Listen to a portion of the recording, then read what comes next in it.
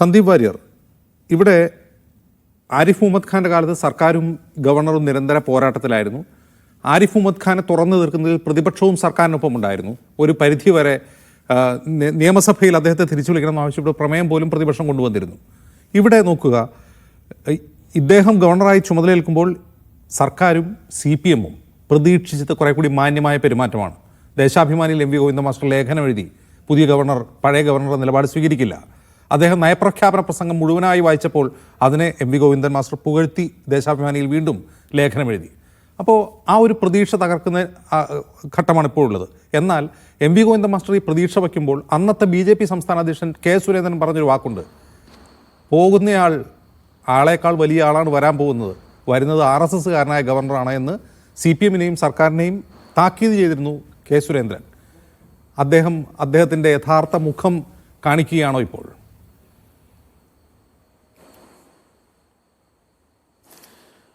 അജിംസ്, ഇക്കാര്യത്തിൽ ഗവർണറുടെ ഭാഗത്തു നിന്നുണ്ടായത് ഗുരുതരമായിട്ടുള്ള ഭരണഘടനാ ലംഘനമാണ് എന്നാണ് ഞങ്ങളുടെ ടേക്ക്. ഒന്ന്, നമ്മുടെ രാജ്ഭവൻ എന്ന് പറയുന്നത് ഭരണഘടന നിഷ്പക്ഷത പാലിക്കേണ്ട, കോൺസ്റ്റിറ്റ്യൂഷണൽ ന്യൂട്രാലിറ്റി പാലിക്കേണ്ട ഒരു ഭരണഘടനാ സ്ഥാപനമാണ്. അവിടെ ഏതെങ്കിലും ഒരു പ്രത്യേക വിഭാഗത്തിനോട് മമത ദ്യോതിപ്പിക്കുന്ന വിധത്തിലുള്ള ചിഹ്നങ്ങൾ ഉപയോഗിക്കുന്നത് നമ്മുടെ രാജ്യത്തിൻ്റെ ഭരണഘടന ഉറപ്പു നൽകുന്ന മതേതര സംവിധാനങ്ങൾക്ക് നിരക്കുന്നതല്ല എന്നുള്ളതാണ് ഏറ്റവും പ്രധാനപ്പെട്ട കാര്യം. ഭാരതമാതാവ് എന്ന സങ്കല്പത്തോട്, ഒരുപക്ഷെ സ്വാതന്ത്ര്യ സമരകാലത്തുണ്ടായിട്ടുള്ള ഭാരതമാതാവ് എന്ന ഒരു ദേശീയ സങ്കല്പത്തോട് കോൺഗ്രസിന് വിയോജിപ്പില്ല. കോൺഗ്രസ് നേതാക്കളും ആ ഭാരതമാതാവ് എന്ന സങ്കല്പത്തിനെ എൻഡോഴ്സ് ചെയ്തിട്ടുണ്ട്. പക്ഷേ കോൺഗ്രസ് അല്ലെങ്കിൽ ഗാന്ധിജി, നെഹ്റു ഒക്കെ എൻഡോഴ്സ് ചെയ്ത ഭാരതമാതാവ് എന്ന് പറയുന്നത്, ഗാന്ധിജി പറഞ്ഞിട്ടുണ്ട്, ഞാൻ ഈ രാജ്യത്തെ ദരിദ്ര നാരായണന്മാരെയാണ് ഭാരതമാതാവായിട്ട് കാണുന്നത്. നെഹ്റുവും സങ്കല്പിച്ചിട്ടുള്ള, അതല്ലെങ്കിൽ അതിനു മുമ്പ് ഉണ്ടായിരുന്ന ദേശീയ നേതാക്കളൊക്കെ സങ്കല്പിച്ച ഭാരതമാതാവ് എന്ന് പറയുന്നത് ഒരിക്കലും RSS വിഭാവനം ചെയ്യുന്ന, RSS വരച്ചു വെച്ച കാവിക്കൊടി പിടിച്ച ഭാരതമാതാവല്ല, മറിച്ച് ഈ രാജ്യത്തെ എല്ലാ ജനങ്ങളെയും ഉൾക്കൊള്ളുന്ന ഇൻക്ലൂസീവായിട്ടുള്ള ഒരു പ്രതീകമായിട്ടാണ് ഭാരതമാതാവിനെ ഉൾക്കൊള്ളുന്നത്. പക്ഷെ RSS അതിനെ മതപരമായിട്ടുള്ളൊരു സിമ്പലാക്കി മാറ്റാൻ വേണ്ടി ശ്രമിക്കുന്നു. RSSൻ്റെതായിട്ടുള്ളൊരു വ്യാഖ്യാനം, ദുർവ്യാഖ്യാനം കൊടുത്തുകൊണ്ട്, ഒരു കാവിക്കൊടി പിടിപ്പിച്ചുകൊണ്ട് ഒരു പ്രത്യേക മതവിഭാഗത്തിൻ്റെ ഒരു പ്രതീകമാക്കി മാറ്റാൻ ശ്രമിക്കുന്നു എന്നുള്ളിടത്താണ് അപകടമായിട്ടുള്ളത്.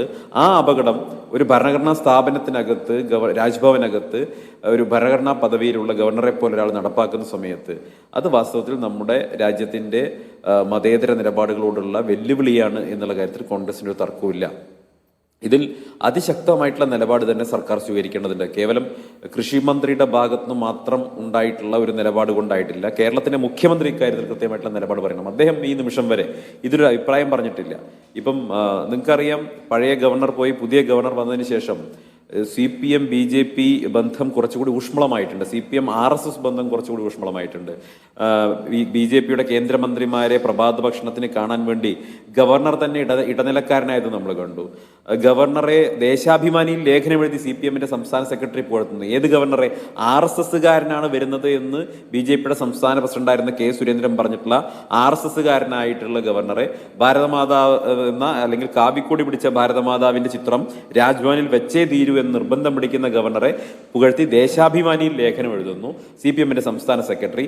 അങ്ങനെ RSS CPM ബാന്ധവത്തിന് ഇടനിലക്കാരനായി കേരളത്തിന്റെ ഗവർണർ മാറിയിട്ടുള്ള ഒരു സാഹചര്യം നിലവിലിരിക്കെ CPM-ന്റെ പ്രമുഖ നേതാവ്, അതല്ലെങ്കിൽ പോളിറ്റ് ബ്യൂറോ മെമ്പറും കേരളത്തിലെ മുഖ്യമന്ത്രിയുമായിട്ടുള്ള പിണറായി വിജയൻ ഇക്കാര്യത്തിൽ ഒരു അഭിപ്രായം പറയുന്നില്ല, ഗവർണറുടെ നടപടിയെ വിമർശിക്കുന്നില്ല എന്നുള്ളത് തന്നെ ഇവരുടെ ബാന്ധവത്തിന്റെ വ്യക്തമായിട്ടുള്ള സൂചനയായിട്ട് നമുക്ക് കാണാൻ സാധിക്കും. സന്ദീപ്, ഒരു ഗവർണർ എന്ന് പറയുന്ന ഒരു ഭരണഘടനാ പദവിയാണ്. ഒരു സർക്കാർ, ഒരു സംസ്ഥാന സർക്കാർ വരുന്നയാൾ ഒരു RSSകാരനാണ് എന്ന് കരുതി അയാളുമായി ഏതു നേരവും ഏറ്റുമുട്ടലിൽ ശ്രമിക്കുകയല്ലല്ലോ വേണ്ടത്.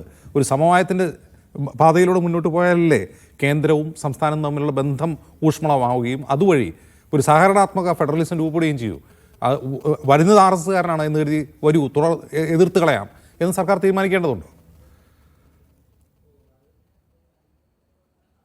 അല്ല, ഒരിക്കലും ആ തരത്തിൽ ഗവർണർ എന്ന പദവിയിലിരിക്കുന്ന വ്യക്തിയോട് ഗവർണറുടെ ഉത്തരവാദിത്തം നിർവഹിക്കുന്നിടത്തോളം കാലം, രാജ്ഭവൻ കോൺസ്റ്റിറ്റ്യൂഷണൽ ന്യൂട്രാലിറ്റി പാലിക്കുന്നിടത്തോളം കാലം ഒരു തരത്തിലുള്ള ഏറ്റുമുട്ടലിന് സംസ്ഥാന ഗവൺമെന്റ് പോകേണ്ടതില്ല. മറിച്ച് വളരെ ഡിപ്ലോമാറ്റിക് ആയിട്ട് രാജ്ഭവനുമായി മിതമായ നല്ല ബന്ധം കാത്തു സൂക്ഷിക്കുകയാണ് ഒരു മുഖ്യമന്ത്രി ചെയ്യേണ്ടത്, മന്ത്രിസഭ ചെയ്യേണ്ടത് എന്നുള്ള കാര്യത്തിൽ തർക്കമൊന്നുമില്ല. പക്ഷേ ഇവിടെ സംഭവിച്ചിട്ടുള്ളത് എന്താ? ഇവിടെ രാജ്ഭവൻ അതിൻ്റെ കോൺസ്റ്റിറ്റ്യൂഷണൽ ന്യൂട്രാലിറ്റി പാലിക്കുന്നതിൽ വീഴ്ച വരുത്തുകയും RSSന്റെ ഒരു കാര്യാലയം പോലെ കേരളത്തിലെ രാജ്ഭവൻ പ്രവർത്തിക്കുകയും RSSന്റെ പ്രാന്തപ്രചാരകന്റെ റോളിലേക്ക് കേരളത്തിന്റെ ഗവർണർ മാറുകയും ചെയ്യുന്ന സമയത്ത് അതിനെതിരായിട്ടുള്ള കേരളത്തിന്റെ നിലപാട് പറയാൻ കേരളത്തിന്റെ മുഖ്യമന്ത്രിക്ക് ബാധ്യതയുണ്ട്.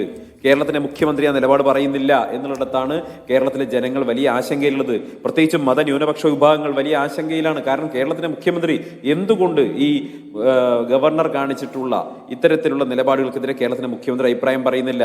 എന്തുകൊണ്ട് ഗവർണറെ പുകഴ്ത്തുന്നതിൽ CPMന്റെ സംസ്ഥാന സെക്രട്ടറിയും മുഖ്യമന്ത്രിയൊക്കെ മത്സരിക്കുന്നു? എന്തുകൊണ്ട് ഗവർണറെ ഇടനിലക്കാരനാക്കി കേന്ദ്രമന്ത്രിമാരുമായിട്ട് പ്രഭാത ഭക്ഷണം ഒരുപക്ഷെ നമ്മുടെ എല്ലാ പ്രോട്ടോകോളുകളെയും അതിലംഘിച്ചുകൊണ്ട് കേരള ഹൗസിൽ വെച്ച് ഇവർ പ്രഭാത ഭക്ഷണം കഴിക്കുന്നു? ഇതൊക്കെ സ്വാഭാവികമായിട്ടും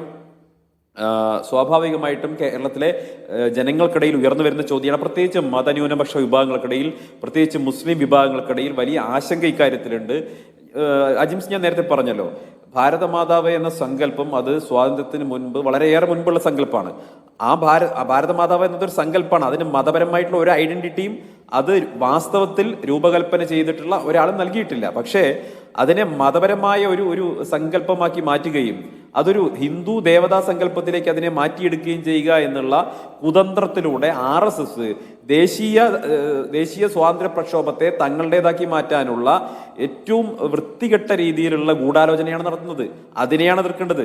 യഥാർത്ഥത്തിൽ ഭാരതമാതാവിന്റെ സ്വാതന്ത്ര്യത്തിന് വേണ്ടി ഈ രാജ്യത്തെ മുഴുവൻ ജനങ്ങളും ഹിന്ദു എന്നോ മുസ്ലിം എന്നോ ക്രിസ്ത്യാനിയെന്നോ സിഖുകാരനെന്നോ വ്യത്യാസമില്ലാതെ ഏകോദര സഹോദരങ്ങളെ പോലെ പോരാടുന്ന കാലത്ത് RSS എവിടെയായിരുന്നു എന്നുള്ള ചോദ്യം അവിടെ നിൽക്കുകയാണ്. RSS ആ സ്വാതന്ത്ര്യ സമരത്തിൽ പങ്കാളിയായിരുന്നില്ല. RSS പറയുന്നത് ഞങ്ങൾ വ്യക്തി നിർമ്മാണം നടത്തിക്കൊണ്ടിരിക്കുകയായിരുന്നു. എന്തിനുള്ള വ്യക്തി നിർമ്മാണം? ഇനി ഭാവിയിലേക്കുള്ള ഒരു വ്യക്തി നിർമ്മാണത്തിലായിരുന്നു ഞങ്ങളെന്നാണ് RSSകാർ പറയുന്നത്. പക്ഷേ ഡോക്ടർ ഹെഡ്ഗേവാർ അദ്ദേഹത്തെ കാണാൻ പോയ സ്വയംസേവരോട് പറയുന്നുണ്ട്. എന്താ പറയുന്നത്? സ്വാതന്ത്ര്യ സമരത്തിലേക്കൊന്നും പോകണ്ട, നിങ്ങളുടെ കയ്യിൽ പണവും നിങ്ങളുടെ കുടുംബം നോക്കാൻ ആളുമുണ്ടെങ്കിൽ നിങ്ങൾ സംഘപ്രവർത്തനത്തിൽ ഏർപ്പെടുകയാണ് വേണ്ടത്.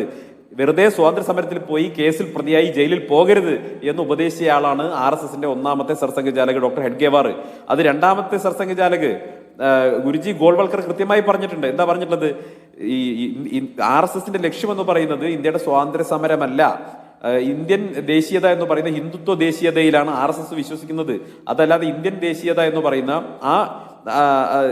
അല്ലെങ്കിൽ അന്ന് നടന്ന സ്വാതന്ത്ര്യ സമരത്തോട് RSSന് വിയോജിപ്പാണുള്ളത് എന്ന് ഗോൾവർക്കും പറഞ്ഞിട്ടുണ്ട്. അപ്പം RSSന് ഇന്ത്യൻ സ്വാതന്ത്ര്യ സമരവുമായിട്ട് കടലും കടലാടിക്കുള്ള ബന്ധം പോലും ഉണ്ടായിരുന്നില്ല. അതുകൊണ്ട് അന്ന് സ്വാതന്ത്ര്യ സമരത്തിൽ പങ്കെടുക്കാത്തതിന്റെ അന്ന് ബ്രിട്ടീഷുകാർക്ക് വേണ്ടി ഇന്ത്യയിലെ ജനങ്ങളെ മതപരമായി വിഘടിപ്പിക്കുന്നതിന്റെ ഏജന്റുമാരായി നിന്നതിന്റെ ജാള്യത മറയ്ക്കാൻ വേണ്ടി സ്വാതന്ത്ര്യത്തിന്റെ ദേശീയ മാനബിന്ദുക്കളെ, ദേശീയ ചിഹ്നങ്ങളെയൊക്കെ തങ്ങളുടേതാക്കി മാറ്റാനുള്ള ഒരു ഗൂഢാലോചന വളരെ കാലമായി RSS ചെയ്തു വരുന്നുണ്ട്. അതിന്റെ ഭാഗമായിട്ടാണ് ഈ ഭാരതമാതാവിനെ കാവിക്കോടി പിടിപ്പിച്ചിട്ടുള്ളത്.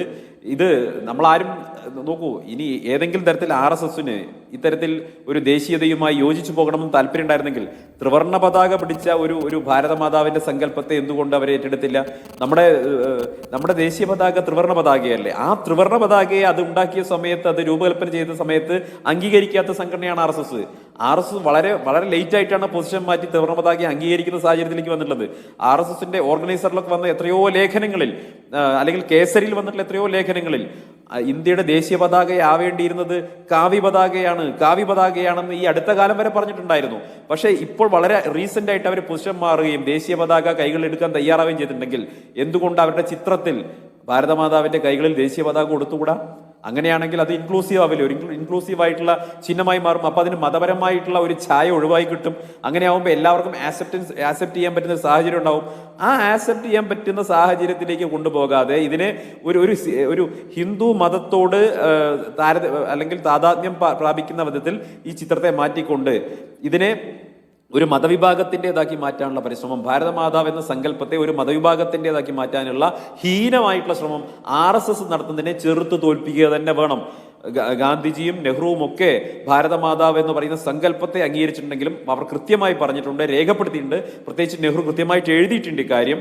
ആ ഭാരതമാതാവ് എന്ന് പറയുന്നത് എല്ലാവരും ഇൻക്ലൂസീവ് ആയിട്ടുള്ള ഒരു സങ്കല്പമായിരിക്കണം, ഏതെങ്കിലും ഒരു മതവിഭാഗത്തെ മാത്രമുള്ള സങ്കല്പമല്ല, അങ്ങനെ ആയിരിക്കരുത് എന്ന് കൃത്യമായിട്ട് എഴുതിയിട്ടുണ്ട്. ഇവിടെ ഭാരതമാതാ കി ജയ് എന്ന് വിളിക്കുന്നത് വാസ്തവത്തിൽ നമ്മുടെ രാജ്യത്തിന് ജയ് വിളിക്കുന്നതായിരിക്കണം. അതിനപ്പുറം ഏതെങ്കിലും ഒരു വിഭാഗത്തെ പേടിപ്പിക്കാൻ വേണ്ടിയുള്ള ജയ് വിളിയായിട്ട് അത് മാറുമ്പോഴാണ് നമുക്ക് അതിനെ എതിർക്കേണ്ടി വരുന്നത്. അതല്ലെങ്കിൽ മറ്റേതെങ്കിലും മതവിഭാഗത്തിന് മുന്നിൽ ശക്തി പ്രകടിപ്പിക്കാൻ, അവരെ പാർശ്വവൽക്കരിക്കാൻ, അവരെ അപരവൽക്കരിക്കാനുള്ള മുദ്രാവാക്യമാക്കി ഇത് മാറ്റുന്നതിനോടാണ് എതിർപ്പുള്ളത്. ഭാരതമാതാവ് എന്ന് പറയുന്നത് BJP-കാരന്റെയും RSS-കാരന്റെയും തറവാട്ട് മുതലല്ല. പക്ഷേ അതിനെ മതവൽക്കരിക്കാൻ ശ്രമിച്ചാൽ ശക്തമായിട്ട് അതിനെ എതിർക്കണം. ഒരു ഭരണഘടനാ സ്ഥാപനത്തിൽ ഒരിക്കലും, അല്ലെങ്കിൽ ഭരണഘടനാ പദവിയിലിരിക്കുന്ന ഒരാൾ ഒരിക്കലും ഭാരതമാതാവിന്റെ ചിത്രം എൻഡോഴ്സ് ചെയ്യേണ്ട കാര്യമില്ല. അവിടെ ദേശീയ പതാക ഉയർത്തിയാൽ മതി. ഇന്ത്യൻ കോൺസ്റ്റിറ്റ്യൂഷനിൽ എവിടെയും ഭാരതമാതാവ് എന്ന പദമില്ല, ഭാരതമാതാവിന്റെ ചിത്രവും ഇല്ല. പിന്നെ എന്തിനാണ് ഗവർണർ അത്തരത്തിലൊരു സാഹചര്യം സൃഷ്ടിക്കുന്നത്?